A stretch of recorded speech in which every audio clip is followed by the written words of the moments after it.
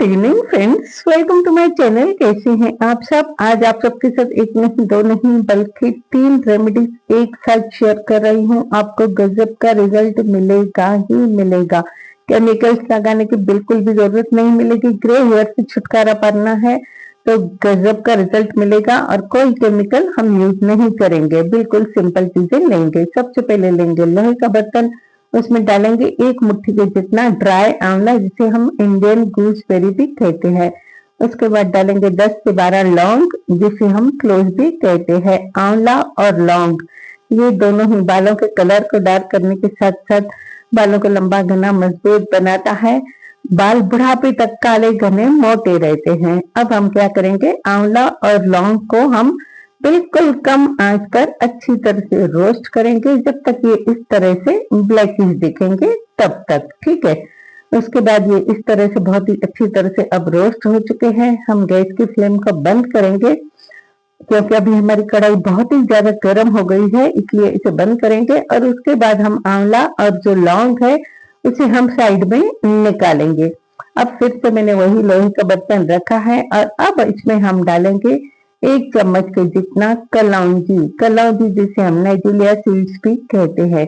ये भी नहीं सिर्फ बालों को काला बनाती है बल्कि बालों को लंबा घना मजबूत भी बनाती है। गंजेपन की समस्या को भी खत्म करती है।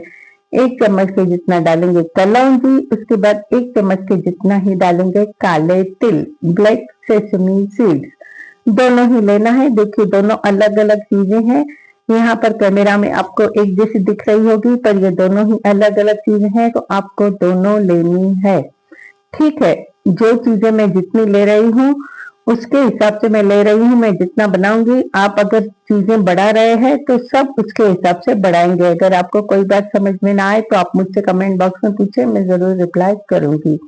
अब हम क्या करेंगे, जो हमने कलौंजी और काले तिल है उसे भी बिल्कुल कम आंच पर अच्छी तरह से रोस्ट करेंगे जब तक इनमें से एक अच्छी सी स्मेल आएगी। और जो ये है ना तिल है ना, वो थोड़ा सा चटकने लगते हैं जैसे ही रोस्ट हो जाते हैं, तो इसलिए हम इसे हिलाते रहेंगे। उसके बाद जब दोनों अच्छी तरह से रोस्ट हो जाए तो मैंने गैस के फ्लेम को बंद कर दिया था। अब हम क्या करेंगे, इन सब चीजों को हमें बहुत ही अच्छी तरह से ग्राइंड करना है। तो चाहे तो इस तरह से करें, हो जाता है, या फिर आप चाहे तो ग्राइंडर जार में भी कर सकते हैं। मुझे इस तरह से इजी लग रहा था तो मैंने पहले क्या किया, पहले आंवला और लौंग को हल्का सी दरदरा किया। उसके बाद मैंने इसमें गरम ही डाला तिल और जो कलौंजी थी ना वो। उसके बाद मैंने सबको बहुत ही अच्छी तरह से इस तरह से कूट लिया। बिल्कुल फाइन इसका हमें पाउडर बनाना है। अगर पाउडर ऐसा लगे कि थोड़ा सा ये है तो इसे हम छान लेंगे, क्योंकि हम जब घर में ये चीजें पीसते हैं या कूटते हैं तो हल्का दरदरा रहता है। लगभग 2 चम्मच हमें सब चीजें मिल चुकी है और जो ऊपर से लगभग 1 चम्मच के जितना बच गया है जो हल्का दरदरा है उसे मैंने डाल दिया लोहे के बर्तन में, और जो बिल्कुल पाउडर है उसे मैंने साइड में रखा है। अब हम लोहे के बर्तन में 1 चम्मच हमने वो पाउडर डाला। उसके बाद 1 आंवला हमने फिर से डाला, मतलब 4 पीसेस आंवला के, ड्राई आंवला के मैंने फिर से डाले हैं।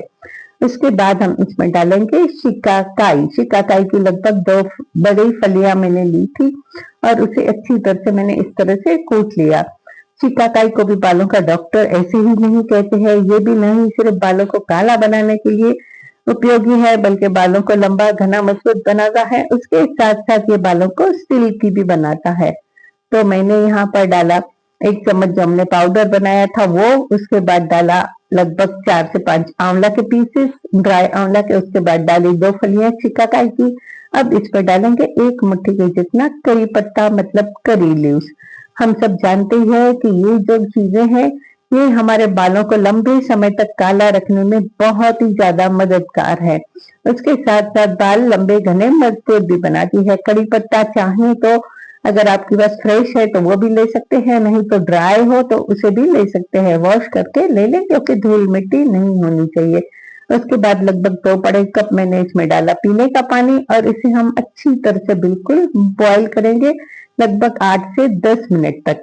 यहाँ पर हम आगे का प्रोसेस शुरू करें उससे पहले आप सबसे छोटी सी रिक्वेस्ट करूंगी, अगर आपने मेरे चैनल को अब तक सब्सक्राइब नहीं किया तो प्लीज सब्सक्राइब करके बेल बटन जरूर प्रेस करें तो जो भी डालूंगी उसका नोटिफिकेशन आपको तुरंत मिल जाएगा। अगर वीडियो यूजफुल लगे तो अपने फैमिली और फ्रेंड्स में जरूर शेयर करें, अच्छा लगे तो एक लाइक जरूर करें। ये देखिए ये सब चीजें बहुत ही अच्छी तरह से बॉईल हो चुकी है, पानी भी देख रही कम हो गया है और इन सब चीजों ने अपने जो गुडनेस है पानी में दे दिया है। फिर भी हम इसे बंद करके लगभग 1 से 1.5 घंटा छोड़ देंगे ढककर, ताकि इन सब चीजों की पूरी गुडनेस हमें पानी में मिले।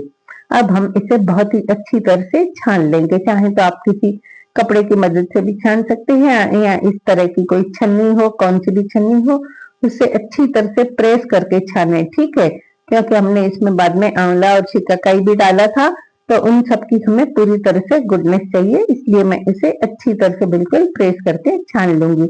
ये कंकोशन जो है इसे आप टोनर की तरह भी अपने बालों में लगा सकते हैं, ज्यादा बनाकर, या कभी चाहे तो अपने शैम्पू में डालकर यूज करें, किसी भी तरह यूज करें, बहुत ही फायदेमंद है।